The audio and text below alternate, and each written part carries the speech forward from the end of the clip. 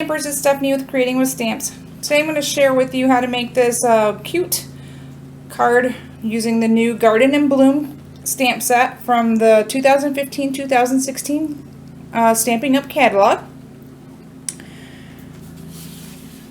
We're going to start, we have a 8.5 by 4 1/4 piece of Melon Mambo cardstock.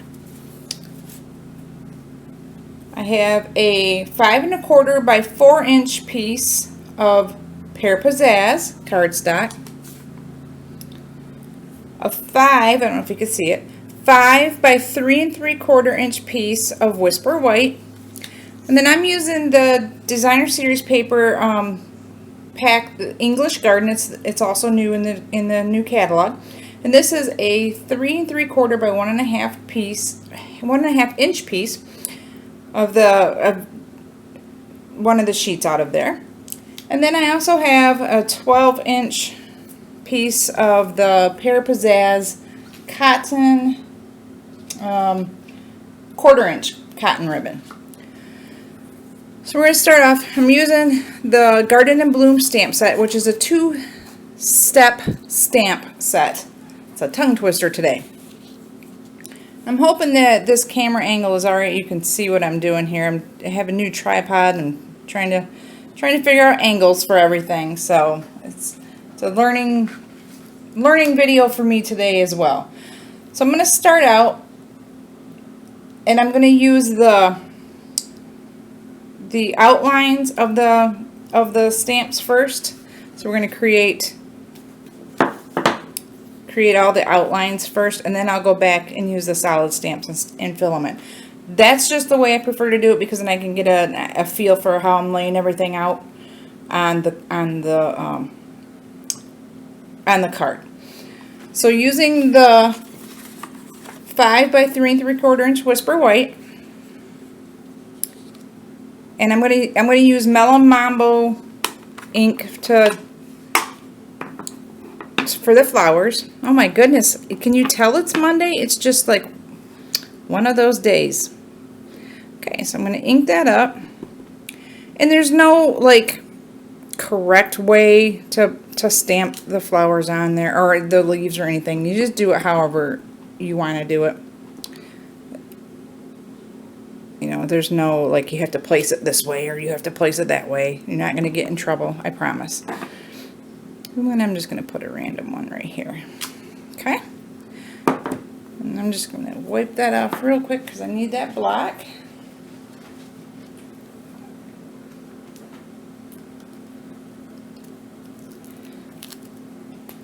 Then I'm going to go back with the Pear Pizzazz, and I'm going to do the leaves. There's little leaves on here.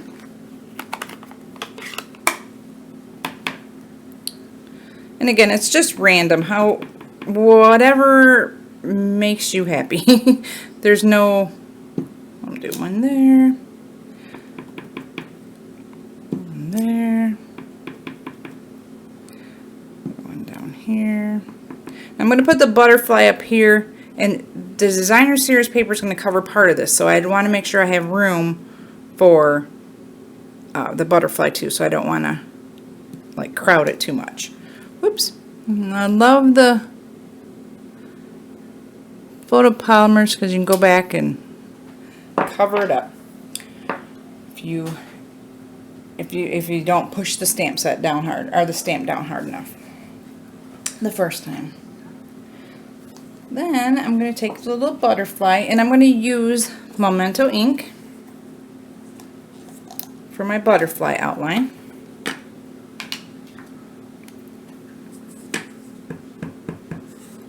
And we'll just put him like right there. That looks good. Okay. Now I'm going to go back and I'm going to fill in the flowers and the leaves. Oops. If I don't wipe out my camera, that is.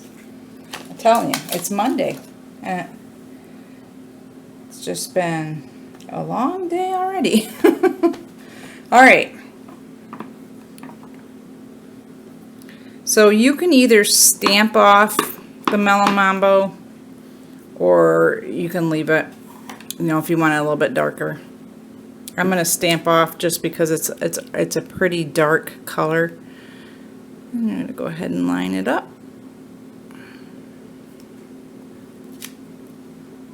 And try that again. Got a little bit of a glare off my light there, so okay. Excuse. Okay. Give it a good. And I love this stamp set because it's the colors are such a variation, I should say, of the colors that it's just not the solid. You know, it's not a solid color. I like the little bit of a.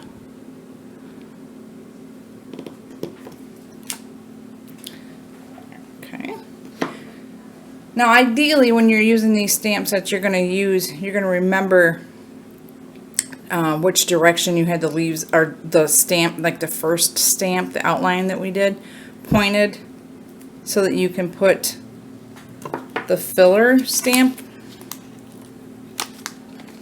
in the same direction. Sometimes that, you know, sometimes that works great. Sometimes if you're moving it around, like doing the different angles and that, it might take a couple minutes to realign it once you're adding the solid color in there. So, and I'm not going to stamp off with the Pear Pizzazz just because it's not a real dark color. So I'm going to line it up, stamp, and it lightens up when you're. I think I stamped off on my first card, but I think I want to try it not stamped off on this one. There we go. And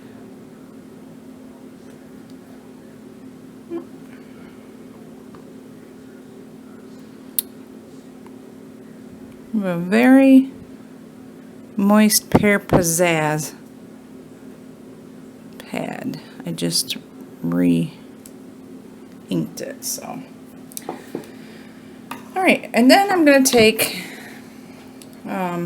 crushed curry ink, and I'm going to use the solid, I don't know if you can see it, center for the flowers. And you don't have to be perfect with this. There you go.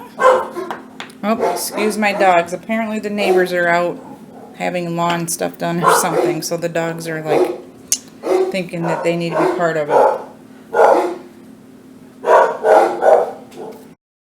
Okay, now I'm going to go ahead and I'm going to fill in the little butterfly. And I'm going to use the kind of hard to see against the solid butterfly stamp. And just pop it on there. And I'm going to use the crushed curry for him also, or her. I call it a him, but who knows. A little tap, tap, tap.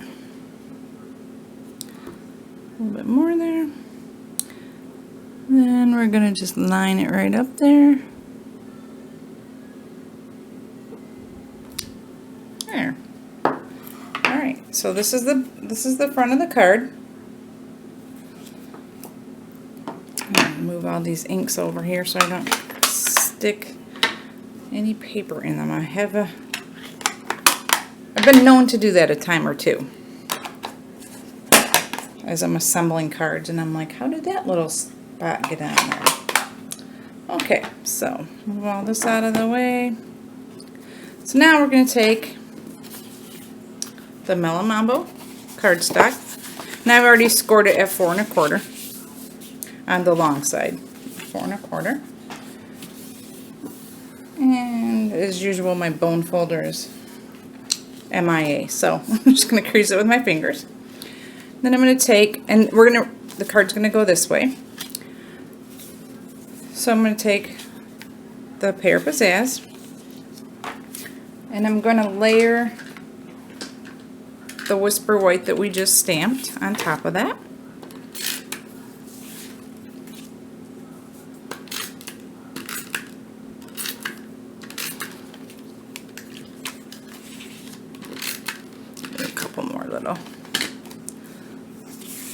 And I love to use the grid paper to help me line stuff up. I struggle with that, so it's great. I recommend this to everybody.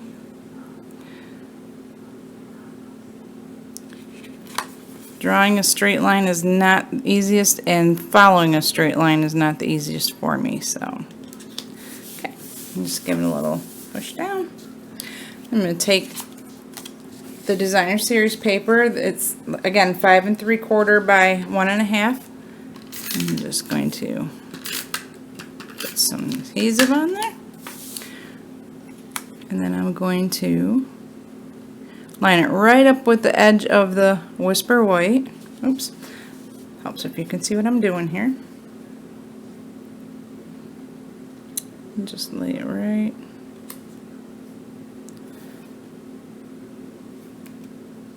Alright. Oh. And of course it shifts the second that's alright. We can fix that.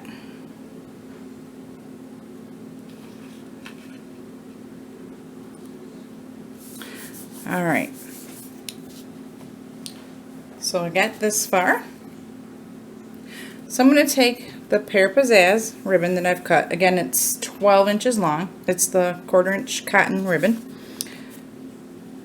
And hopefully you can see what I'm doing. I'm just going to flip it around.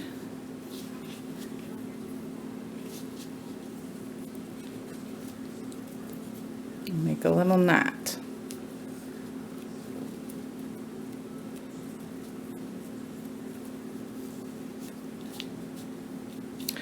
And I'm going to trim that up just a little bit.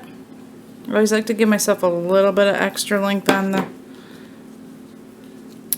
ribbon when I cut it, just to make sure that it's going to, see if we can get it to lay flat too.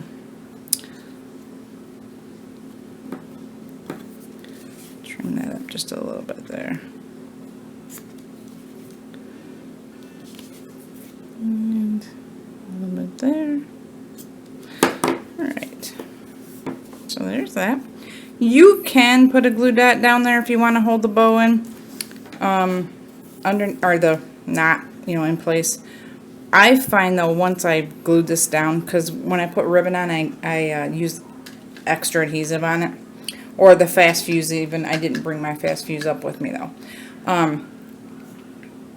I put extra, like I said, I put extra adhesive on there, so it usually holds it, you know, pretty well in place. So it's, you know, totally up to you.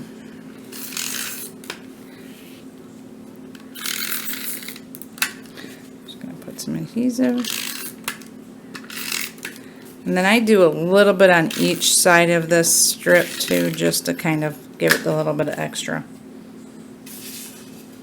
And oops, for goodness sakes, I must have been off with my scoring. Like I said, it's Monday. Easily fixed though. Alright, let's try this again. So I want this on that side. This is the top, so then you just stick that on there. Don't push down really super hard until you make sure it's lined up where you want it to be. That way you can move it a little bit if you have to. Learned that over the years when I first started stamping. Yeah, I went through a hard time trying to, and sometimes sometimes I still struggle with placement. Depends on what angle you're looking at the paper sometimes, and can be just a little bit off one direction and not notice it until you look at it from another angle. So, alright, just stick it down like that. You can add dimensionals, like this one I added some rhinestones to it. I don't know if you can see them there. I added some rhinestones, but you don't have to. If you know, I like it kind of the plain way too. So there you have it.